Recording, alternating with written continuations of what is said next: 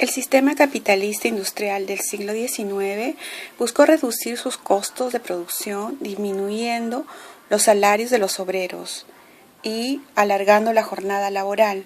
El trabajo, además, era precario. Una nueva máquina podía reemplazar a los obreros que eran despedidos sin ningún beneficio. Esto motivó constantes manifestaciones y huelgas.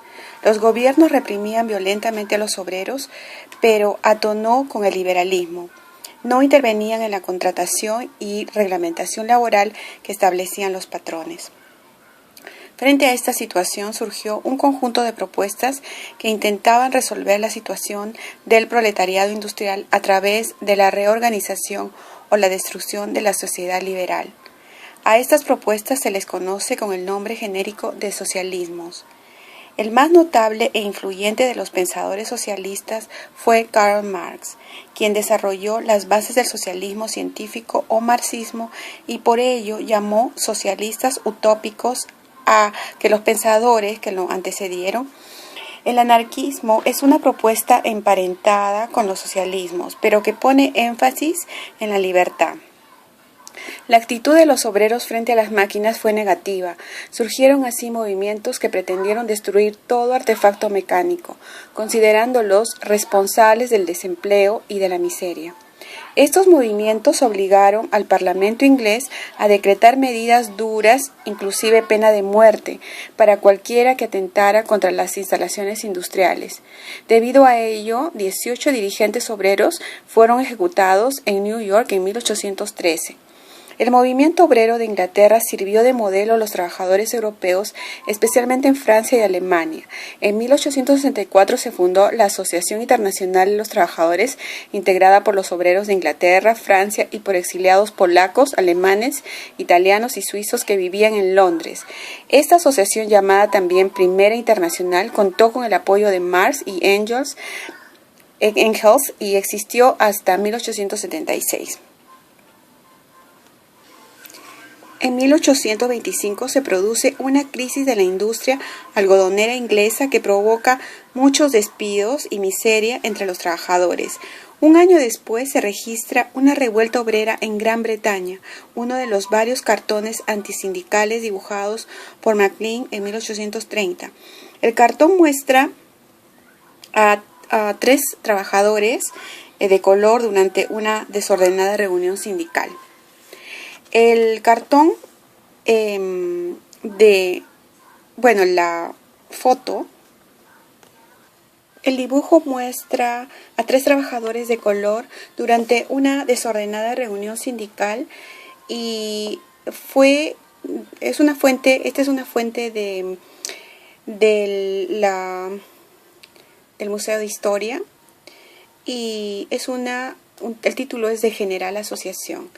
Entonces, hacia el año 1830, se produjo una rebelión popular en Francia que provocó la caída de la monarquía de los Borbones y se proclamó un nuevo rey, Luis Felipe, y surgieron las primeras organizaciones obreras.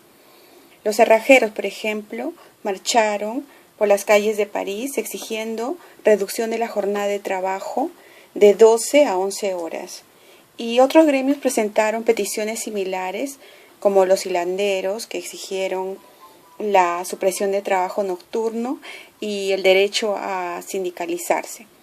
Mientras tanto, un capitalista, Fairbairn, ante la parálisis de su factoría o fábrica por una huelga obrera, inventa el sistema Self-Acting Mule para fabricar maquinarias. Entonces, en 1831, estalló otra insurrección de los tejedores de la ciudad francesa de Lyon, reclamando un salario mínimo legal que les permitiera subsistir. Entonces, en Lyon laboraban más de 30.000 tejedores y derrotaron al ejército y tomaron el gobierno municipal. Después el ejército logró retomar Lyon, pero los efectos de la sublevación fueron duraderos y se desarrollaron nuevas organizaciones obreras en París y otras ciudades francesas, logrando conseguir aumento de salarios. Entonces, en estos años, Inglaterra publicaba un periódico socialista, El Guardián del Pobre, y se pronunciaba contra la alianza de los trabajadores con los patrones. Costaba un penique y era un periódico no timbrado. La ley de 1819 determinaba un impuesto y por ello los diarios deberían estar timbrados. Por lo que el guardián del pobre tenía en portada la siguiente leyenda: se publica ilegalmente para probar el poder del derecho contra el poder de la fuerza. En este año ve la luz pública un folleto sobre la huelga general del zapatero y el librero, William Benbow. Dicho folleto incluyó entre el naciente movimiento obrero organizado inglés. El señor Benbow fue un incansable agitador de los derechos laborales y en 1839 fue encarcelado por ello. Benbow decía, proclamando un mes de paro, que huelga, abandonando el trabajo. Pues bien, dejemos de producir y entonces pronto verán los señores que el exceso de riqueza económica no es ningún mal. Se nos dice que padecemos de superpoblación. Pues bien, hagamos un recuento y observemos cuán nutrido es el ejército obrero y cuán pequeño el número de la minoría privilegiada. Ya el solo hecho de abandonar el trabajo infundirá a las masas la conciencia de su poder y les revelará la importancia de su conducta solidaria. Para servir a la causa obrera es menester que ese mes de descanso sea un mes de congresos, un mes del pueblo, y así podrá la Convención Nacional levantar un balance social y la tiranía será derrotada y obligada a huir. En 1833, la ley fabril inglesa decía: la jornada laboral ordinaria deberá comenzar a las 5:30 de la mañana y finalizar a las 9 de la noche. Y dentro de estos límites, un periodo de 15 horas, será legal emplear jóvenes a cualquier hora del día, siempre y cuando el mismo joven no trabaje más de 12 horas a lo largo del día, con excepción de ciertos casos específicamente previstos. En 1834 se produjo otra rebelión de los obreros de Lyon.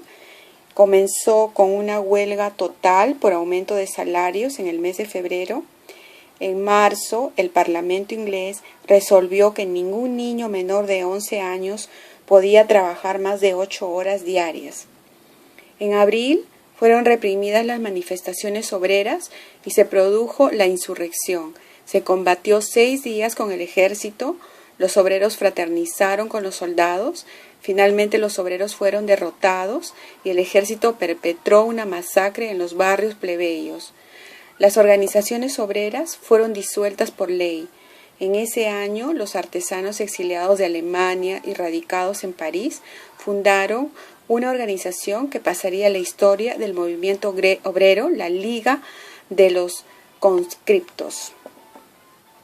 En Inglaterra se publica la llamada Ley de Pobres, que promueve un salario mínimo vital que provoca el éxodo de campesinos a las ciudades.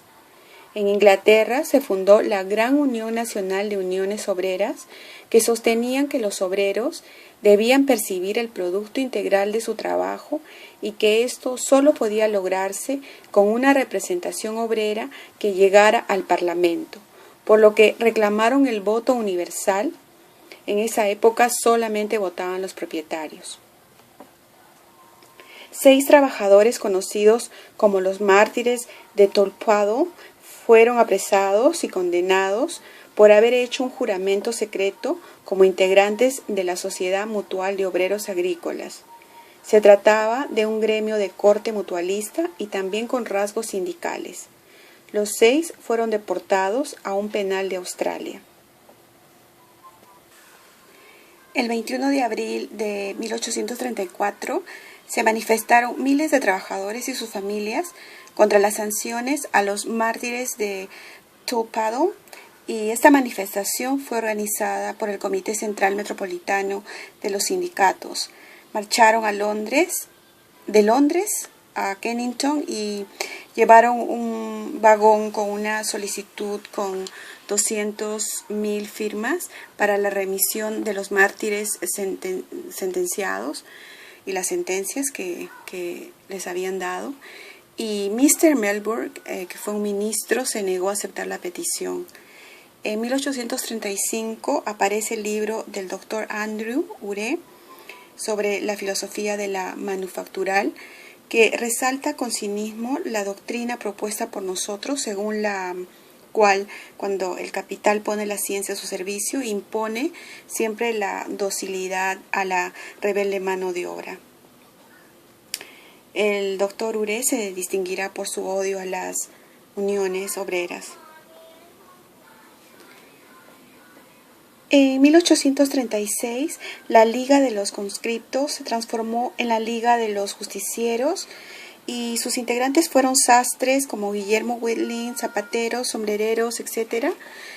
Y en 1836, en Inglaterra, estalló una crisis económica que produjo una fuerte agitación obrera y surgió la Asociación de los Obreros, que un año más tarde dio origen al movimiento cartista, porque se basó en la llamada Carta del Pueblo con 6 peticiones fundamentales.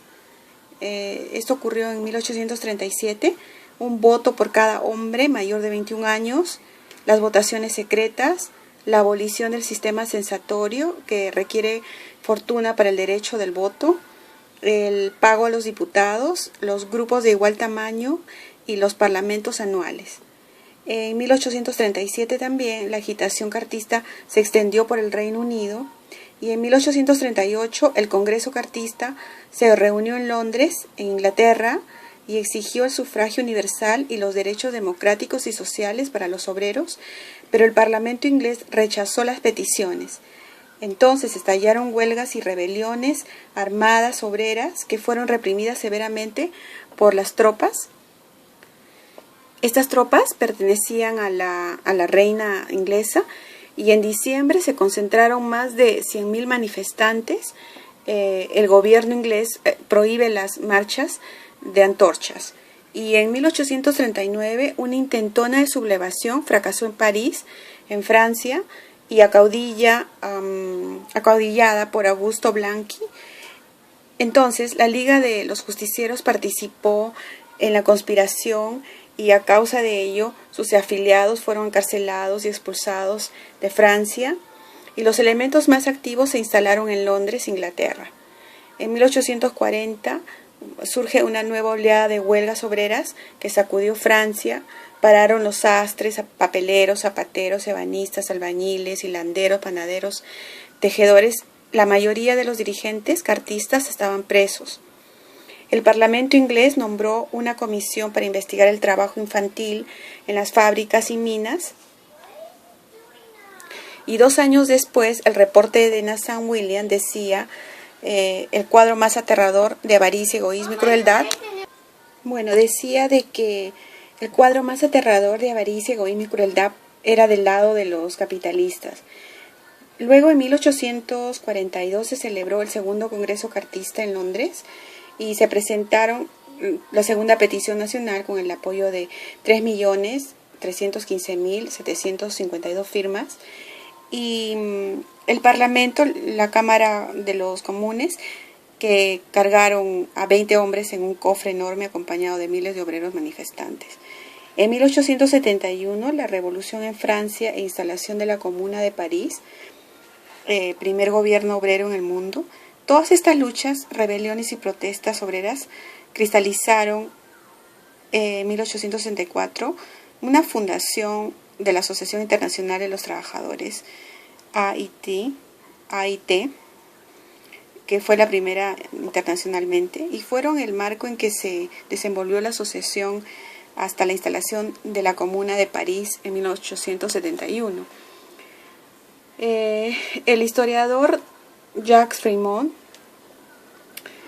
decía que hacer la historia de la primera internacional equivale así a hacer la historia social de la Europa occidental en el momento que los partidos socialistas modernos con base obrera comienzan a constituirse sobre el plan de acción social y político frente a la burguesía y sobre el plan doctrinal frente al liberalismo y al radicalismo democrático de 1848.